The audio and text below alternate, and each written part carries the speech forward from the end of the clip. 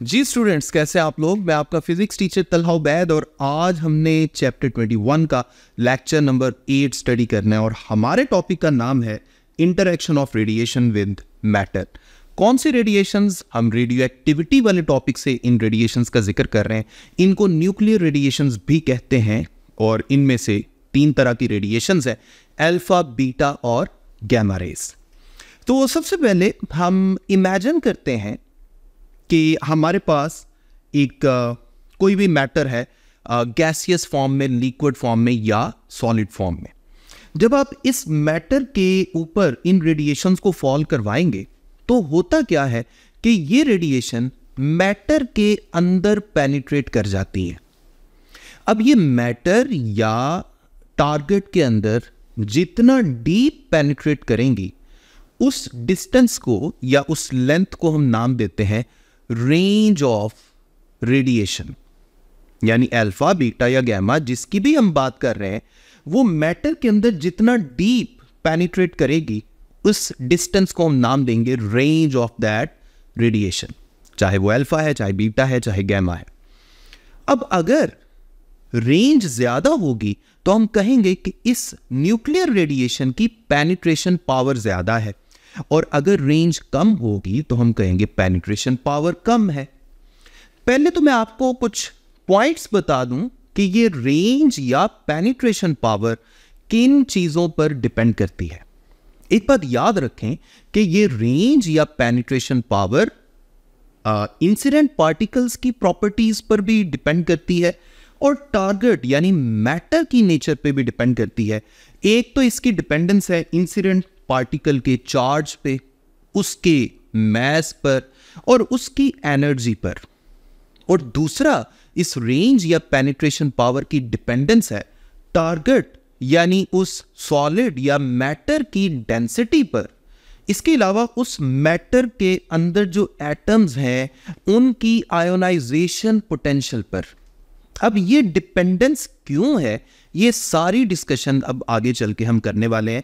आपने गौर से ये सारा लेक्चर सुनना है। बेसिकली ये आज का भी सारा लेक्चर थ्योरेटिकल है, इसलिए थोड़ा सा बोर आपको फील होगा, लेकिन आपने इंटरेस्ट लेकर गौर से सारा लेक्चर सुनना है ताकि आपको एक एक पॉइंट की समझ आए। अब हम बात करने लगे हैं interaction of alpha rays with matter. पहले तो मैंने आपको जनरल बता दिया कि चाहे अल्फा है, बीटा है, गैमा है, कोई भी रेडिएशन मैटर के ऊपर अगर आप इंसिडेंट करें तो वो मैटर के अंदर पेनिट्रेट कर जाती है। जितना डीप पेनिट्रेट करेगी दिस इज कॉल्ड रेंज या पेनिट्रेशन पावर। अब हम थोड़ी मजीद बातें करने लगे हैं, आपने गौर से मेरी बातें सुननी है। अभी मैं बात करने लगा हूं interaction of alpha rays with matter. अब अल्फा के बारे में हम जानते हैं कि ये हीलियम के न्यूक्लियाई हैं। So simple. हीलियम के न्यूक्लियाई का मतलब क्या है कि इनका चार्ज नंबर 2 है और मास नंबर 4 है, और इनके ऊपर जो नेट चार्ज है वो 2 इलेक्ट्रॉन्स जितना पॉजिटिव चार्ज है, 2 इलेक्ट्रॉन्स जितना पॉजिटिव चार्ज। अब गौर कीजिएगा, मैं टारगेट की बात करने लगा हूं, यानी अल्फा रेज जो है ये टारगेट के ऊपर जाके पेनिट्रेट करने लगे हैं, उसके ऊपर हमने बम्बार किए हैं टारगेट के ऊपर। अब टारगेट के अंदर हम थोड़ा सा जूम करते हैं और उसके किसी एक एटम की हम बात कर लेते हैं। अब जाहिर बात है ये टारगेट जो है इसके एटम के अंदर न्यूक्लियस होगा, न्यूक्लियस के इर्द इलेक्ट्रॉन रिवॉल्व कर रहे होंगे, और ये है जनाब अल्फा पार्टिकल यानी हीलियम का न्यूक्लियस। अब इस हीलियम के न्यूक्लियस ने टारगेट के अंदर पेनिट्रेट करना है। जरा गौर करें कितने तरह के इंटरेक्शंस होंगे। याद रखें 2 तरह के इंटरेक्शंस होंगे। कितनी तरह के? 2 तरह के। यानी ये जो इंसिडेंट पार्टिकल है, जो इस वक्त अल्फा पार्टिकल है, एक तो ये अपनी एनर्जी टारगेट को दे सकता है डायरेक्ट कोलिजन के थ्रू। जाहिर बात है जब ये टारगेट के अंदर जाएगा तो एटम्स के साथ कोलाइड करेगा, ड्रिफ्टिंग होगी, थोड़ी सी कोलिजन होगी, ऑपोजिशन का सामना करना पड़ेगा, जिसके नतीजे में ये वाला जो अल्फा पार्टिकल है ये अपनी एनर्जी को लूज कर देगा। एक तो ये इंटरेक्शन है, और एक दूसरी तरह का भी इंटरेक्शन है, उसे हम कहते हैं इलेक्ट्रोस्टैटिक इंटरेक्शन या कूलम्स इंटरेक्शन।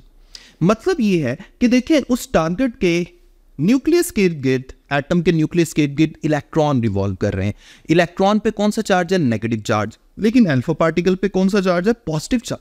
और ये पॉजिटिव चार्ज भी काफी ज्यादा है। बीटा पार्टिकल के मुकाबले में तो बहुत ज्यादा है। बीटा पार्टिकल के ऊपर एक इलेक्ट्रॉन जितना नेगेटिव चार्ज होता है, लेकिन इस पर 2 इलेक्ट्रॉन्स जितना पॉजिटिव चार्ज है। तो अब होगा क्या, जाहिर बात है ये पॉजिटिव चार्ज उस नेगेटिव चार्ज को अट्रैक्ट करेगा, यानी ये कूलम इंटरैक्शन होगा, एक इलेक्ट्रोस्टैटिक इंटरैक्शन होगा, जिसके नतीजे में वो टारगेट का जो इलेक्ट्रॉन है वो अपने एटम से बाहर आ सकता है, यानी उसकी आयोनाइजेशन हो सकती है। एटम से बाहर भी आ सकता है या अपने न्यूक्लियस से दूर भी जा सकता है, यानी हम कह सकते हैं एक्साइटेशन भी हो सकती है और आयोनाइजेशन भी हो सकती है। यानी इस इंसिडेंट अल्फा पार्टिकल ने 2 तरह से टारगेट के एटम्स को डिस्टर्ब किया। एक तो डायरेक्ट कोलाइड करके इसने कोई एनर्जी अपनी दी, और दूसरा कूलम्स इंटरैक्शन की वजह से इस अल्फा पार्टिकल ने टारगेट के अंदर अपनी एनर्जी दी। अब जारी बात है जैसे जैसे अल्फा पार्टिकल टारगेट में अपनी एनर्जी देता जाएगा, ट्रांसफर करता जाएगा, इस बेचारे की अपनी एनर्जी कम हो जाएगी, सांस चढ़ जाएगा इसे, ये थक जाएगा। आहिस्ता आहिस्ता इसकी एनर्जी कम होते होते ये बेचारा रुक जाएगा, और जब ये रुक जाएगा तो हम कहेंगे कि इसने टारगेट में जितना भी डिस्टेंस कवर किया, this is actually the range of alpha particle. अब आपने इस पूरी डिस्कशन में एक बात जरूर नोट की होगी कि जितना ज्यादा अल्फा पार्टिकल टारगेट में जितनी ज्यादा एनर्जी ट्रांसफर करेगा, उतना ही जल्दी ये रुक जाएगा। क्या मतलब हुआ? एनर्जी ट्रांसफर करने का क्या मतलब है? देखें, जब इसने टारगेट में एनर्जी ट्रांसफर की तो टारगेट को क्या किया? उसके एटम्स को आयोनाइज कर दिया। यानी मैं ये भी कह सकता हूं कि इंसिडेंट पार्टिकल टारगेट के एटम्स को जितना ज्यादा आयोनाइज करेगा, इसकी एनर्जी उतनी जल्दी खत्म होगी और इसकी रेंज भी उतनी ही कम होगी। ये बात तो तय है। इसका मतलब है हम ये एक जनरल रूल बना सकते हैं। ये आपका एक एक्सरसाइज का शॉर्ट क्वेश्चन भी है, एमसीक्यू भी आ सकता है कि वो वाला पार्टिकल जो टारगेट के एटम्स को ज्यादा आयोनाइज करता है, उसकी रेंज क्या होती है? कम होती है। ये बात याद रखिएगा। अच्छा, इसके अलावा एक और छोटा सा पॉइंट है जो हम स्टडी कर सकते हैं, डिस्कस कर सकते हैं, वो ये कि ये बेचारा जो अल्फा पार्टिकल है ये बहुत ज्यादा मैसिव भी है। अगर मैं बीटा के साथ इसको कंपेयर करूं तो बीटा के मुकाबले में इसका मास तकरीबन 7000 टाइम्स ज्यादा है। इसी वजह से ये जो अल्फा पार्टिकल है ना, ये टारगेट के एटम्स के साथ कोलाइड करता करता तकरीबन स्ट्रेट पाथ में मूव करता है। सिर्फ एक ही सूरत हो सकती है इसके स्ट्रेट पाथ को डिस्टर्ब करने की कि ये टारगेट के न्यूक्लियस के करीब से अगर गुजरेगा तो फिर इसका पाथ डिस्टर्ब हो सकता है। लेकिन ये बात तो हम जानते हैं कि एटम के अंदर ज्यादातर हिस्सा खाली होता है और जो न्यूक्लियस है वो तो बहुत थोड़े से जगह पे होता है। तो इसलिए न्यूक्लियस के साथ कोलाइड करने के चांसेस बहुत कम हैं। मोस्टली यही चांसेस होंगे कि ये जो अल्फा पार्टिकल है ये टारगेट मटेरियल के अंदर स्ट्रेट पाथ में मूव करेगा। अब कुछ जनरल रूल हम बना लेते हैं। ये पूरी डिस्कशन जो हमने की है इसमें 2 बातें हमने बड़ी बड़ी बातें स्टडी की हैं कि ये अल्फा पार्टिकल टारगेट को आयोनाइज करता है 2 तरीकों से, एक डायरेक्ट कोलिजन की वजह से और दूसरा कूलम इंटरैक्शन या इलेक्ट्रोस्टैटिक इंटरैक्शन की वजह से। डायरेक्ट कोलिजन किस वजह से? क्योंकि इसके पास मैस है, इनर्शिया है। और कूलम इंटरैक्शन या इलेक्ट्रोस्टैटिक इंटरैक्शन किस वजह से? क्योंकि इसके पास चार्ज भी है। ठीक है। और दूसरी बात हमने ये स्टडी की कि जितना ज्यादा आयोनाइजेशन ये करेगा टारगेट की, उतना जल्दी रुक जाएगा। बहरहाल ये जहां भी रुकेगा तो उसका जो भी फासला होगा स्ट्रेट पाथ, ये बात याद रखें, स्ट्रेट पाथ टारगेट के अंदर जितना भी ये कवर करेगा, this is called range of that particle. अब आपने गौर किया होगा, शुरू में मैंने जो आपको 2 पॉइंट्स लिखवाए थे जिसमें मैंने कहा था कि रेंज या पेनिट्रेशन पावर काफी सारी चीजों पे डिपेंड करती है। इंसिडेंट पार्टिकल की एनर्जी, मैस और चार्ज वगैरह पे डिपेंड करती है। तो आपको समझ आ गई ना कि चार्ज या एनर्जी पे मैं क्यों कह रहा था या मैस पे क्यों कह रहा था। जाहिर बात है इंसिडेंट पार्टिकल का जितना ज्यादा चार्ज होगा, जितना ज्यादा मैस होगा, ये टारगेट को उतना ज्यादा आयोनाइज करेगा और जितना ज्यादा आयोनाइज करेगा उतना जल्दी रुक जाएगा। इसका मतलब है इसकी रेंज कम हो जाएगी। इसी तरह अब टारगेट की हम बात कर लेते हैं। मैंने आपको शुरू में एक दूसरा पॉइंट भी लिखवाया था, वो मैं आपको यहाँ हाईलाइटेड फॉर्म में दिखा भी रहा हूं, जिसमें मैंने ये कहा था कि रेंज या पेनिट्रेशन पावर टारगेट के डेंसिटी पर या उसकी आयोनाइजेशन पोटेंशियल पर डिपेंड करती है। अब जाहिर बात है, जितनी ज्यादा उसकी डेंसिटी होगी, इंसिडेंट पार्टिकल की एनर्जी उतनी जल्दी खत्म होगी, उतना जल्दी एनर्जी में डिसिपेशन आएगी और उतना जल्दी वो रुक जाएगा।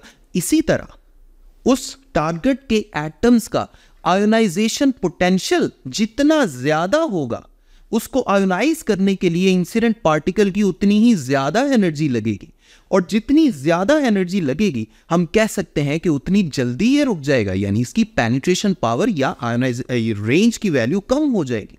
तो ये सारी चीजें हैं जिनको आपस में कनेक्ट करके हमें समझना पड़ेगा। अभी मैं बता रहा था आपको interaction of alpha rays with the matter, जिसमें हमने कुछ मोटी मोटी रिजल्ट निकाले, और वो रिजल्ट क्या है कि अल्फा पार्टिकल मैटर में स्ट्रेट चलते हैं, इनकी आयोनाइजेशन कैपेसिटी बहुत ज्यादा है और इनकी रेंज कंपैरेटिवली कम है। मैं किसके लिहाज से कह रहा हूं कम है, आगे चल के मैं आपको बताता हूं जब मैं बीटा पार्टिकल्स को डिस्कस करूंगा। अब नेक्स्ट हमारा जो इंटरेक्शन है that is interaction of beta particles with matter. मैं सारे पॉइंट्स जो है कॉलम वाइज लिखे जा रहा हूं, एक तरफ अल्फा है, एक तरफ अब आपको बीटा पार्टिकल्स की राइटिंग में कॉलम में नजर आ रहे हैं सारे पॉइंट्स। साथ ही हम डायग्राम की मदद से भी कुछ बातें साथ साथ स्टडी कर रहे हैं। अब देखिए, बीटा पार्टिकल्स के लिए सबसे पहला पॉइंट तो ये है कि बीटा पार्टिकल्स हैं तो चार्ज्ड, लेकिन इनका चार्ज अल्फा पार्टिकल के मुकाबले में आधा है, क्योंकि उस पे +2e चार्ज था और इस पे 1 चार्ज है, 1e है नेगेटिव में लेकिन 1 है, उसमें कितना था, डबल था। इसके अलावा एक और पॉइंट है कि बीटा पार्टिकल्स जो है वो अल्फा पार्टिकल्स के मुकाबले में कम मैसिव है, यानी तकरीबन 7000 टाइम्स कम मैसिव है। इसका मतलब है हम कह सकते हैं कि जो बीटा पार्टिकल्स हैं ये जो टारगेट को आयोनाइज करेंगे, नो डाउट ये भी 2 तरीकों से आयोनाइज करेंगे। एक तो आयोनाइजेशन का तरीका होगा टारगेट एटम के साथ कूलम्स इंटरेक्शन के थ्रू, क्योंकि इस पे भी चार्ज है, वो उसके इलेक्ट्रॉन को, क्योंकि इस पे नेगेटिव चार्ज है, ये टारगेट के इलेक्ट्रॉन को रिपल्शन की वजह से निकाल सकता है, लेकिन ये रिपल्शन की वजह से निकालने की कैपेसिटी अल्फा पार्टिकल के मुकाबले में कम है, क्योंकि उस पे चार्ज ज्यादा था। इसी तरह दूसरा तरीका हो सकता है टारगेट को आयोनाइज करने का कि इसके पास जारी बात है कोई ना कोई मैस है, लेकिन अल्फा के मुकाबले में इसका मैस काफी कम है। So we can say that, हम कह सकते हैं कि अल्फा पार्टिकल के मुकाबले में इसके पास डायरेक्टली कोलाइड करके टारगेट को आयोनाइज करने की कैपेसिटी कम है। इन शॉर्ट, जितनी भी डिस्कशन कर लें, बीटा पार्टिकल्स के पास टारगेट के एटम को आयोनाइज करने की कैपेसिटी अल्फा के मुकाबले में काफी कम है। जब हम थोड़े एक्सपेरिमेंट्स के थ्रू कैलकुलेशंस के बाद रिजल्ट निकालते हैं तो हमें पता चलता है कि बीटा पार्टिकल्स की टारगेट को आयोनाइज करने की जो कैपेसिटी है वो अल्फा के मुकाबले में तकरीबन 100 टाइम्स कम है। और अगर इसकी आयोनाइज करने की कैपेसिटी 100 टाइम्स कम है तो हम दूसरे अंदाज में ये भी कह सकते हैं कि इन पार्टिकल्स यानी बीटा पार्टिकल्स की टारगेट के अंदर पेनिट्रेट करने की जो कैपेसिटी है यानी रेंज, वो अल्फा के मुकाबले में 100 टाइम्स ज्यादा होगी। जाहिर बात है, आयोनाइजेशन कैपेसिटी अगर कम है तो टारगेट में ये ज्यादा डीप पेनिट्रेट करेंगे। तो ये बड़ा इंपॉर्टेंट पॉइंट है जो मैं आपको बता रहा हूं। एक और छोटा सा पॉइंट रह गया, वो भी बड़ा इंपॉर्टेंट है, वो ये कि बीटा पार्टिकल्स काफी लाइटर होते हैं। हम बार बार ये बातें डिस्कस कर रहे हैं, अल्फा के मुकाबले में 7000 गुना लाइटर है।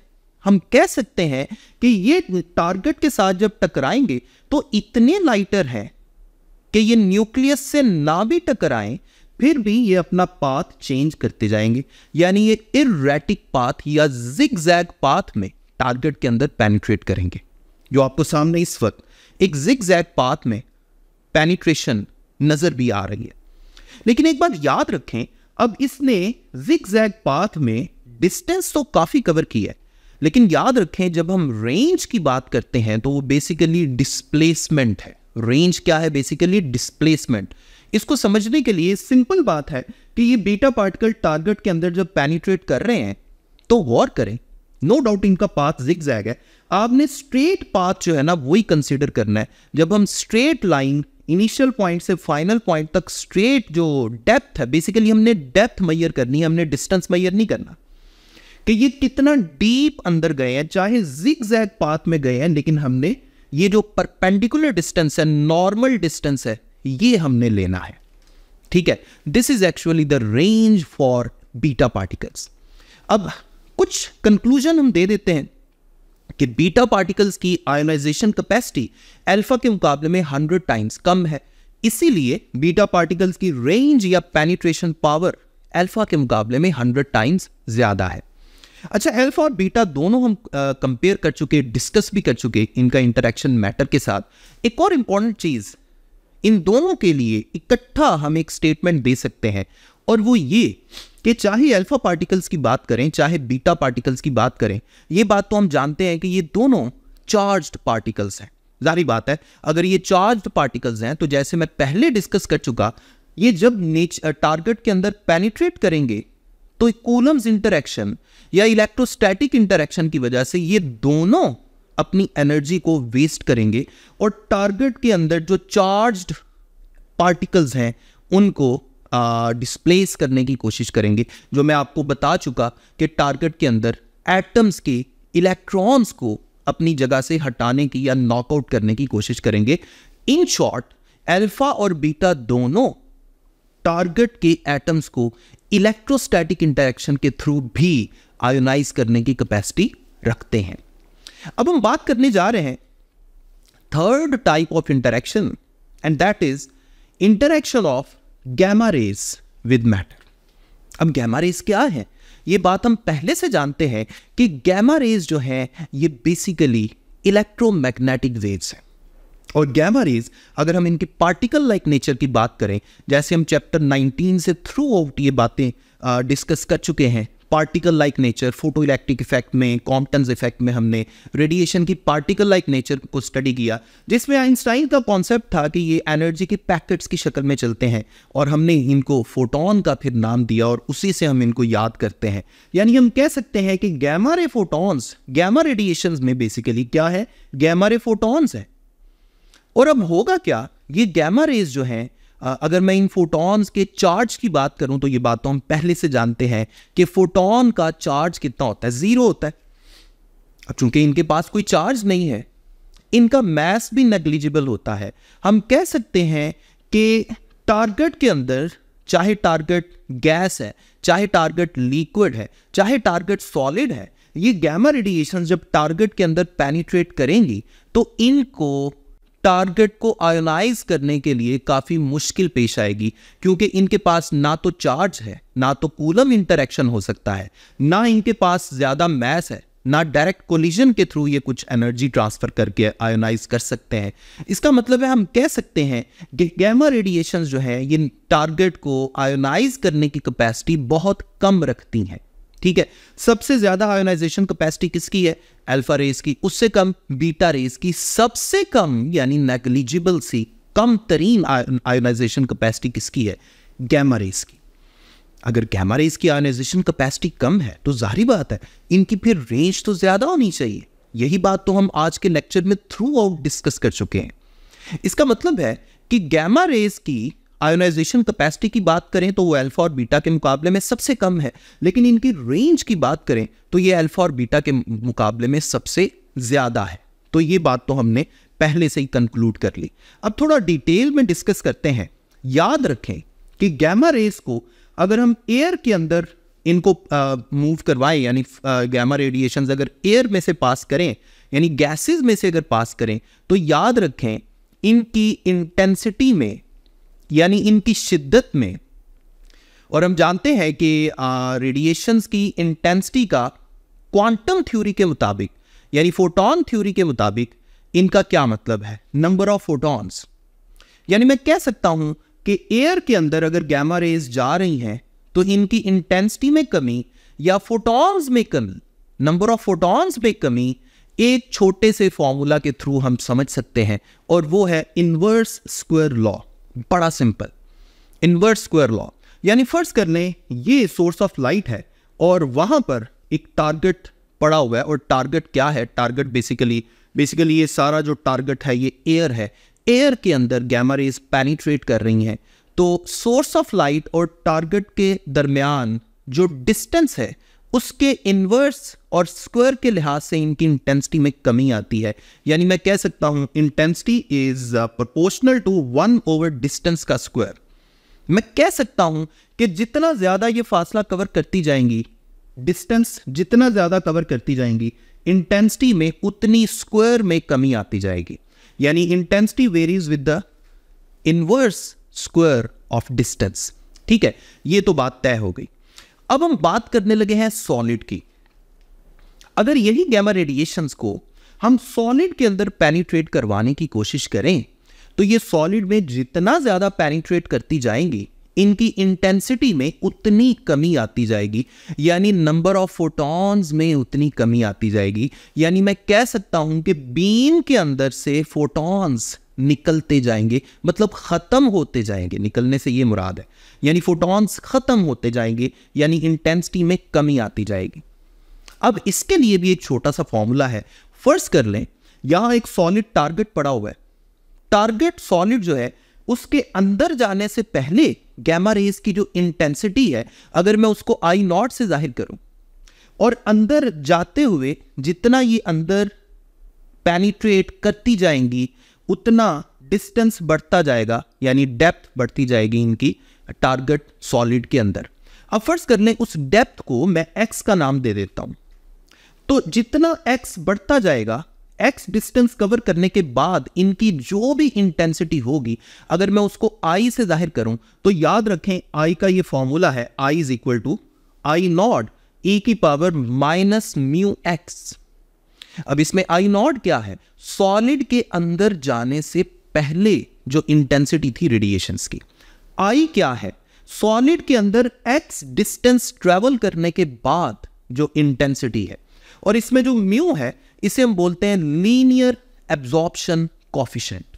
और ये जो लीनियर एब्जॉर्प्शन कॉफिशिएंट है ये दो चीजों पे डिपेंड करता है। एक तो ये इंसिडेंट गैमा रेज की एनर्जी पे डिपेंड करेगा, और दूसरा ये सॉलिड के अंदर जो एटम्स हैं उनकी नेचर पे डिपेंड करेगा। यानी फर्ज कर लें उनके आयोनाइजेशन पोटेंशियल पे या उनकी डेंसिटी वगैरह पे डिपेंड करेगा।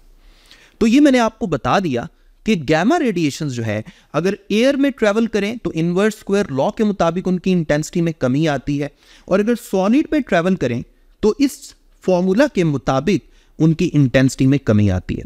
इसके अलावा और 3 पॉइंट्स हैं जो आपको याद रखना बड़ा जरूरी है कि गैमा रेडिएशंस की अगर एनर्जी 0.5 मेगा इलेक्ट्रॉन वोल्ट से कम हो तो ज्यादा चांसेस जिस प्रोसेस के हैं, यानी डोमिनेंट प्रोसेस जो होगा वो होगा फोटो इलेक्ट्रिक इफेक्ट, जो आपने चैप्टर 19 में पढ़ा था। आपको याद होगा वहां हमने कहा था कि रेडिएशन जो है उनकी अगर एनर्जी विजिबल रीजन में है या अल्ट्रा वायलेट रीजन के आसपास है तो फिर फोटो इलेक्ट्रिक इफेक्ट होगा। तो ये एनर्जी की वैल्यूज जो है ये आप याद रख सकते हैं MCQs के लिए।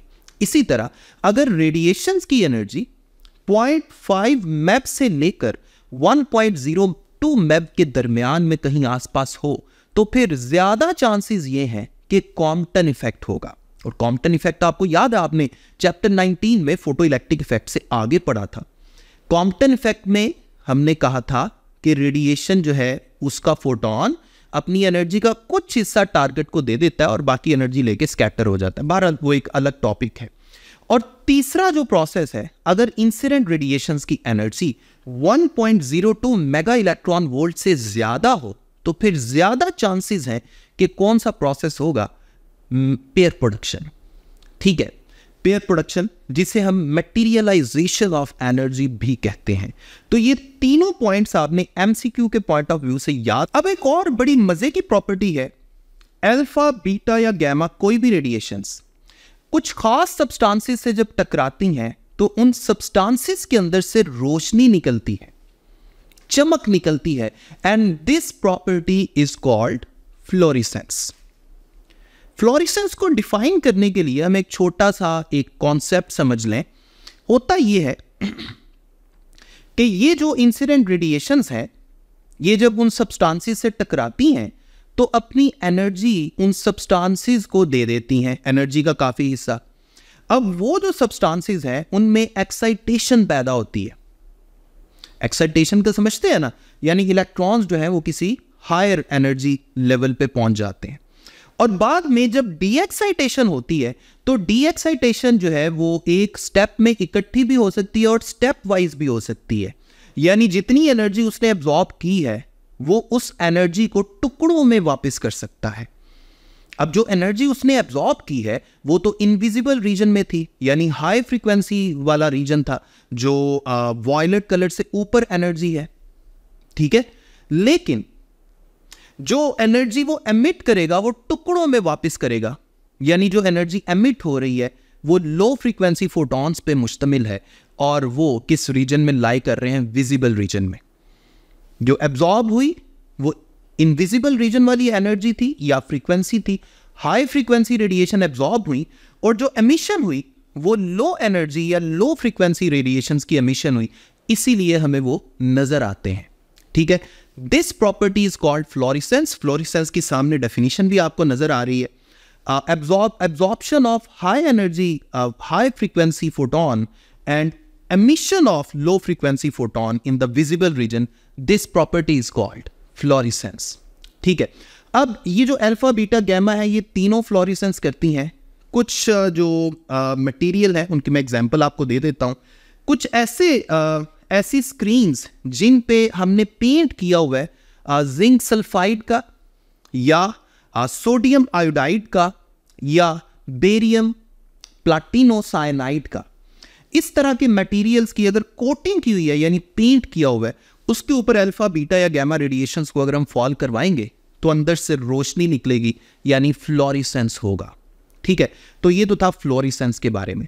अब एक छोटा सा पॉइंट है, interaction of neutrons with matter. हमने अल्फा बीटा और गैमा रेडिएशंस का इंटरैक्शन तो स्टडी कर लिया, अब हम न्यूट्रॉन्स की बात करते हैं। हम जानते हैं कि न्यूट्रॉन्स बड़े हैवी पार्टिकल्स हैं। न्यूक्लियस के अंदर सबसे हैवी पार्टिकल या सबसे हैवी न्यूक्लियॉन जो है वो न्यूट्रॉन ही होता है, लेकिन इस पे कोई चार्ज नहीं होता। अब इससे पहले आपने अल्फा रेडिएशंस के बारे में देखा कि उन पे बड़ा हैवी चार्ज है, कूलम इंटरैक्शन, जिसकी वजह से वो टारगेट को आयोनाइज करते हैं और टारगेट की आयोनाइजेशन की वजह से इनको अपनी एनर्जी टारगेट को देनी पड़ती है, जिसकी वजह से ये जल्दी रुक जाते हैं। लेकिन न्यूट्रॉन जो है ये तो न्यूट्रल है। इसका मतलब है ये न्यूट्रॉन कूलम इंटरैक्शन की वजह से आयोनाइजेशन नहीं कर सकता, और जब आयोनाइजेशन नहीं कर सकता कूलम इंटरैक्शन की वजह से, तो हम कह सकते हैं कि ये अपनी एनर्जी भी इतने आराम से लूज नहीं करेगा। और अगर एनर्जी आराम से लूज नहीं करेगा तो ये ज्यादा डीप पेनिट्रेट कर सकता है टारगेट के अंदर। दूसरा पॉइंट ये है कि चूंकि ये मैसिव है इसलिए ये टारगेट में स्ट्रेट पेनिट्रेट करता है, और दोनों रीजंस की वजह से, मैसिव होने की वजह से भी और चार्जलेस यानी न्यूट्रल होने की वजह से भी, ये टारगेट के अंदर ज्यादा डीप पेनिट्रेशन शो करता है। अब अगर हम जनरलाइज करें अल्फा बीटा गैमा और न्यूट्रॉन्स को और इनकी रेंजेस को कंपेयर करें, तो इन चारों को कंपेयर करने पे याद रखें, हम कह सकते हैं सबसे ज्यादा रेंज न्यूट्रॉन्स की होगी, उससे कम गैमा रेज की, उससे कम बीटा की, और सबसे कम अल्फा रेज की। अब एक छोटा सा टेबल है जो आपको स्क्रीन पे सामने नजर भी आ रहा है। इसमें हमने अल्फा बीटा और गैमा रेडिएशंस को आपस में कंपेयर किया है। सबसे पहले इनकी नेचर की अगर बात की जाए तो टेबल में सबसे पहला पॉइंट जो आप देख सकते हैं, helium nuclei of charge 2e alpha particle के नीचे लिखा हुआ है, और beta particle basically fast moving electrons हैं, ये पहले से हम जानते हैं। और इसी तरह गैमा रेज के बारे में लिखा हुआ है कि ये इलेक्ट्रोमैग्नेटिक रेडिएशंस है, ये भी हम पहले से जानते हैं। इसी तरह सेकंड पॉइंट पे आपको नजर आ रहा है कि इनके सोर्सेज क्या है। अल्फा पार्टिकल्स के जो सोर्सेज हैं वो है रेडॉन 222। रेडॉन जिसका मास नंबर 222 है, ये ज्यादातर कौन सी रेडिएशन एमिट करता है? अल्फा रेज, इसीलिए इसे अल्फा सोर्स कहा जाता है। इसी तरह टिपिकल सोर्स जो बीटा पार्टिकल्स का है वो है स्ट्रोंशियम 94। स्ट्रोंशियम जिसका मास नंबर 94 है, इसके अंदर से ज्यादातर कौन सी रेडिएशन निकलती हैं? Beta raise. इसी तरह गैमा रेज का जो सोर्स है दैट इज कोबाल्ट 60। कोबाल्ट जिसका मास नंबर 60 है। इसी तरह जो थर्ड पॉइंट है वो है आयोनाइजेशन, यानी ये टारगेट में कितनी आयोनाइजेशन करते हैं। पहले हमने ये तो पढ़ लिया कि अल्फा की सबसे ज्यादा, बीटा की उससे कम, गैमा की सबसे कम। अब हम थोड़ा सा न्यूमेरिकली कुछ वैल्यूज को कंपेयर करते हुए ये चीजें स्टडी कर रहे हैं। अब आयोनाइजेशन में यहां आप देख रहे हैं आयन पेयर्स पर मिलीमीटर इन एयर, यानी ये एयर के अंदर हम इनकी आयनाइजेशन की कैपेसिटी को स्टडी कर रहे हैं कि एयर के अंदर 1 मिलीमीटर जब ये फासला कवर करते हैं तो उस दौरान कितने आयन के पेयर्स पैदा करते हैं।